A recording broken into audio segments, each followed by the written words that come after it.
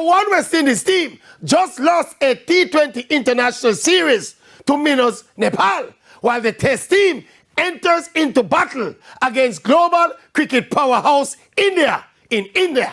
Now, stranger things have happened, but it is highly unlikely that the West Indies Test team will be competitive, much less to win any of the games against India. And once again, we are running out of negative adjectives to describe overall what has happened and continues to happen with West Indies cricket. It has the appearance of a product that is losing its value in the marketplace, barely kept alive or remaining on the shelf by some loyal consumers, mesmerized by memories and the odd sporadic burst of success. But as soon as that whim passes, it's back to reality again.